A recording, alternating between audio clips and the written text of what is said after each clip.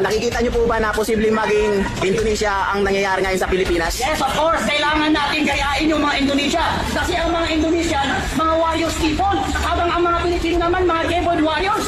Kaya huwag na tayo magpakatapang sa comment section. So, ayan ha. Gayahin daw po. Gayahin daw po natin yung Indonesia. Kasi sabi nga nila, kung may Nepal daw, may Philippines. Pero para sa akin, mali yun. Kung may Indonesia, may Nepal, dito sa Pilipinas, may Epal. Diba? Oh. Ayan ha. Maliwanag po dito sa video ito mga pre. And ulitin natin. Panoorin po natin. Maliwanag po dito sa video ito na naghihikayat siya na sugurin po si PBBM. Sugurin yung Malacanang at si PBBM. Diba? O anong sabi ng taong ito? Ipinagdadasal niya rin na si Pangulong Bongbong Marcos ay mamatay. Pati si First Lady Liza Marcos. Diba? Ewan ko lang kung nandito yung video na yon. Pero yun po yung sinabi niya. Ipinagdarasal niya na mamatay daw si First Lady. Ang tanong, tama po ba ito? O may tama ka na sa utak? Diba? O, pero hanapin ko lang po sa inyo yung pinagsasabi ng taong ito. Okay? Para maliwanag. Ang ina yung taga Luzon. Hinahamon kami ng taga Tondo, pati taga Luzon. Hindi yata ito eh. Hindi yata ito. Wait lang po, hanapin lang natin. Hanapin lang po natin yung video ni Ustad.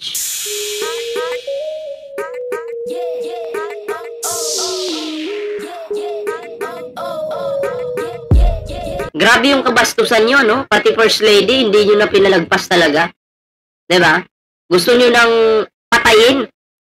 Hindi kayo makapag-antay na matapos yung kasi 2 years na lang eh.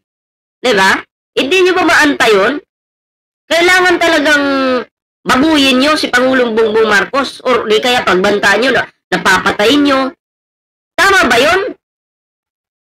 Diba? Sa tingin ko, may pagkakulang-kulang na itong mga to. Diba? May pagkakupal na. Diba? May pagka-inutil na po.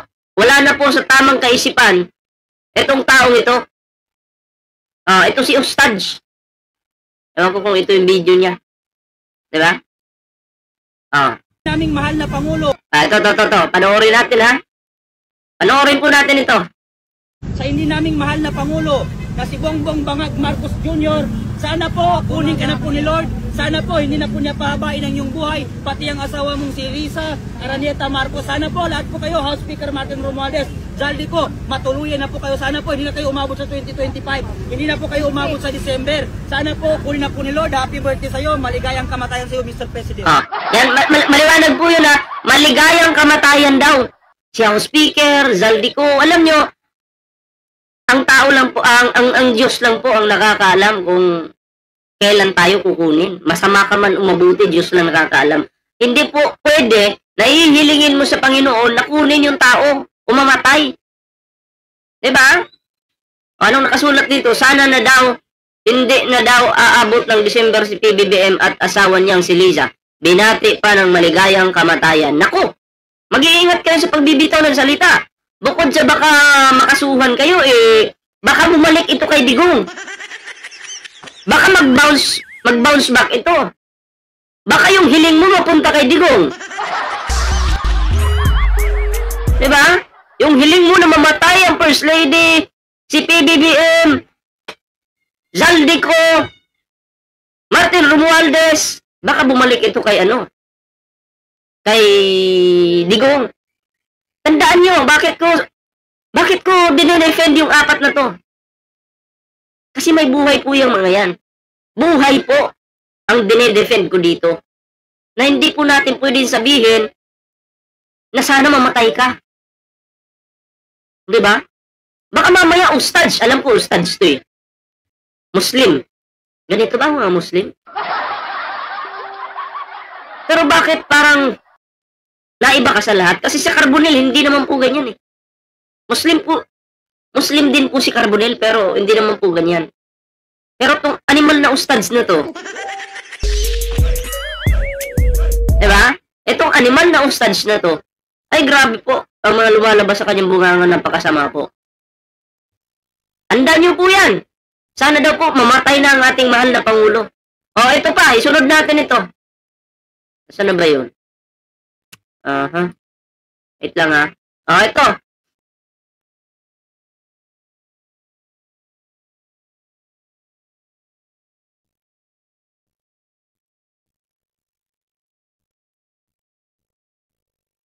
Saan na ba yun? Ayan. Sir, nakikita niyo po ba na posibleng maging Indonesia ang nangyayari ngayon sa Pilipinas? Yes, of course. Kailangan natin gayahin yung mga Indonesia. Kasi ang mga Indonesian, mga warriors people. Habang ang mga Pilipino naman, mga keyboard warriors. Kaya huwag na tayo magpakatapang sa comment section. Ibig sabihin, pag sinabing gayahin yung Indonesia, mag-ano daw, sunugin po ang mga kabahayan. Okay? Kasi doon sinunog nila eh. Yung mga bahay ng mga politiko, sinusunog. Diba? So, yun yung ibig sabihin. Sumama na kayo dito mamayang kahit gayahin natin ang Indonesia. Ang Indonesia, pinabagsak sila ang gobyernong mga korupsyon. Pabagsakin na rin natin ang gobyerno dito sa ating mga korupsyon. Maliwanag yan ha. Papabagsakin po yung gobyerno. Hindi nyo kalaban yung gobyerno. Ang kalaban nyo, yung nakaupo na kurakot. Bakit gobyerno kinakalaban nyo? Putang ina yan. Mas maganda yan. Sunugin natin ang bahay ng mga congressman na yan. Kaya ang ginawa ng mga Indonesia. Sunugin na! Hindi ako matatakot kahit mamatay ko ngayon. Hindi ako matatakot na mamatay. Hindi ko pagsisisihan na nagsasalita ako ng katotohanan laban sa mga politikong buhaya na yan. Yung mga rally na pinupunduhan itong si Mr. Speaker Juan. Yung mga rally kasi dito, kailangan natin mag-ingat sa ating mga rally. Kasi merong mga sumisingit dyan na mga loyalista na wala silang ginawa kung hindi manggulo sa rally. Yung kanilang gawain panggugulo ay sa mga loyalista pa po sinisi. Kawawa naman tayo. Sila itong gustong manggulo. Abay, sinisi pa po yung mga loyalista. Kapal na mukha nito talaga. Pag yan, mga loyalista ng mga bayanan, si House Speaker Martin Romualdez, nakisaw-saw sa mga rally natin, manggugulo sila sa mga pulis para tayo naman ang maano ng mga pulis na may kasalanan. Ano pong ginagawa ni House Speaker Martin Romualdez ngayon? Nagpapadala sila ng mga taong bayanan. Ngayon, paano mo masasabing nagpapadala si Speaker Martin Romualdez ng taong bayaran? May resibo ka ba? May patunay ka ba na talagang nangyari yun? Wala. Kasi, ano ka lang, nanguuto ka lang. Diba? Pero good luck sa'yo, ha? Kasi pinaghahanap ka na ni Isko Moreno. Good luck, boy. Sa nipis ng katawan mong yan, iwan ko lang kung mabuhay ka sa loob ng kulungan. Kasi ang pagkakaalam ko, habang buhay ng pagkakakulong, yung hatol dyan sa ginawa nyo. Kasi noon po, kamatayan sana, wala na naman pong parusang kamatayan ngayon. So, habang buhay po ng pagkakakulong. Doon ka mag-rally sa kulungan. Mga loyalista sa mga grupo nating nagrarally dito na para lamang sa korupsyon. Sila ang nangunguna sa mga katangahan, kagaguhan at kalukuhan at pananapo ng mga basura yung mga loyalista. Ngayon, pag yan nananapon sila ng mga gamit at sinasaktan kanila ang mga pulis, aalis sila. Ngayon tayo mapag-iiwanan. Kaya, ingatan po natin ang mga sumasama sa ating mga rally. Diba? Ang galing mang uto nitong puki ng inam kang ustads ka. Galing mong magsalita, pero gawain nyo naman. Kayo naman yung nananakit ng pulis. Kayo yung nambabastos. Diba? So, hanapin ko pa po yung isang video. May isang video pa to na gusto nilang sumugod sa Malacanang. Kasama niya po dito si Travelers. Oo, nandito po si Travelers eh. Diba? Hanapin ko lang po. Ito na. Sa Ringjola. Sa mga grupong darating pa po dito na aglo. Kita niyo to? Si Travelers po. Isa sa gustong kumbaga sila po yung nangunguna para sumugod doon sa Malacanang dahil gusto po nila itong sunugin. Parang makaupo. Walang iba kundi si Lusay. Ayan ha. Itong demonyong ito at mga kasama niya ang ipahahanap dito ni Yorme. Oh, pinaghahanap na nga yan eh. Oh. Ano daw? Sunugin natin si Bongbong? Oh, sugurin natin si Bongbong. Okay? Tapos?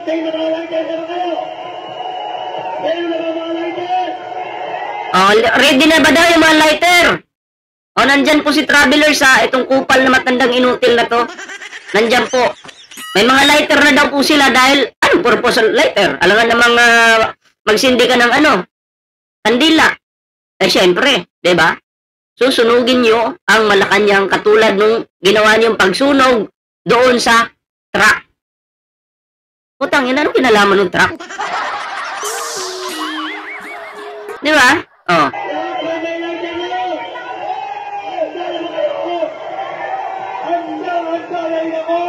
In 30 minutes time, aatakin natin ang Mindoro! Oh, yan na. Siyempre, magsisimula sila sa gate. Papasukin yung Malacanang. Ganun po yung plano. Ang sabi pa nila, walang uuwi hanggat hindi natin naaagaw yung Malacanang. Napapasok yung Malacanang. Ang tanong, bakit umuwi kayo? Nangyari, ba't umuwi kayo? Wala kayong napala? Ay, siyempre may napala yung mga lider-lideran dyan. Nakatanggap. Nakatanggap yung lider-lideran dyan. Ay, naku, sarap buhay. Diba? Parang mga inuti lang. Diba? So anyway, eto na. Pag-usapan naman po natin itong patungkol naman po kay Speaker Martin Romualdez. Okay? Ngayon ay pag-usapan natin ang kahanga-hangang pamumuno ni House Speaker Ferdinand Martin Romualdez. Sa kanyang liderato, muling naitaas ang tiwala at kumpiyansa ng taong bayan sa mababang kapulungan ng Kongreso. Ayan. So ito po ay sa panahon nung siya ay House Speaker pa po, di ba? Oo.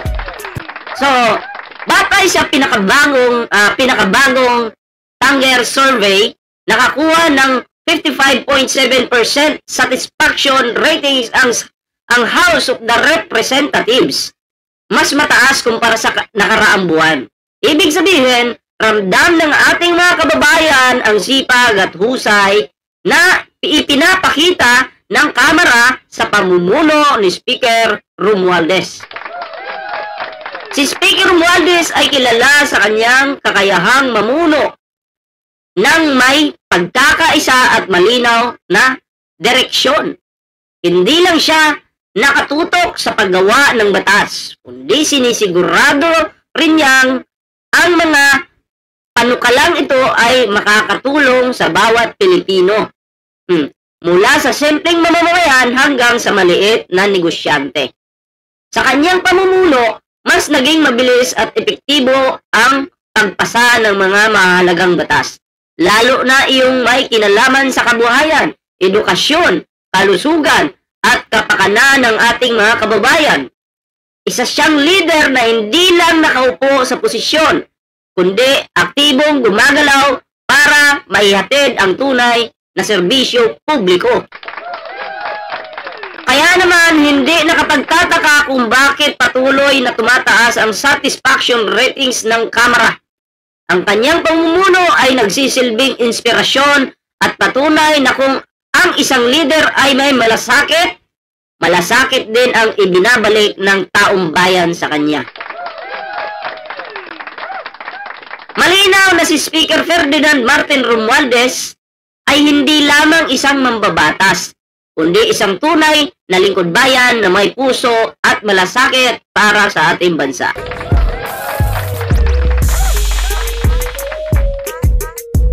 Alam naman natin, mga pre, na si House Speaker Martin Romualdez noon, mabilis pa po sila sa kidlat pag nagtrabaho. Diba? Kumpara dyan sa Senado noon. Kaya nga nung nagkaroon po ng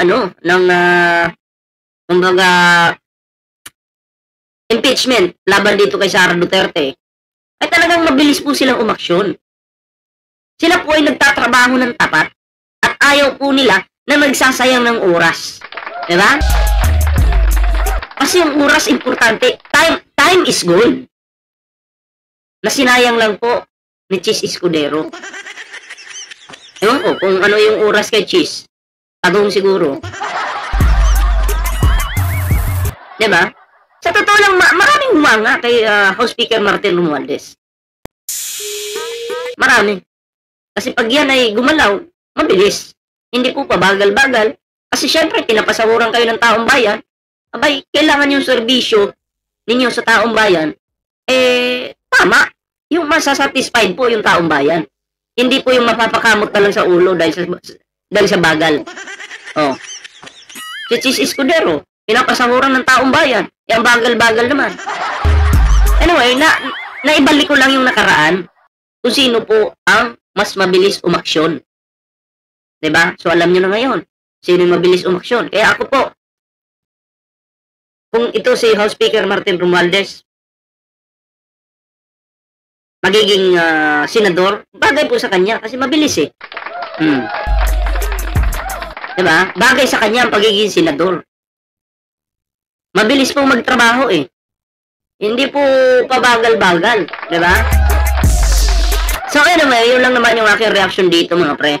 Ayan maraming salamat po sa mga sumuporta po sa ating YouTube channel. Siyempre no, bago po tayo magtapos sa ating video ngayon, ayan, kung bago pa lang dito sa ating YouTube channel, huwag kalimutang mag-like, share, and subscribe para naman po maging updated kayo sa lahat ng mga uploads natin. And syempre mga pre, and syempre kung bago pa lang dito, may TikTok, may Facebook po tayo. At sa mga bagong subscriber natin dyan, maraming salamat po sa inyong suporta. Kaya ako magpapaalam muna pansamantala. Ingat. Kita-kits po sa susunod na video.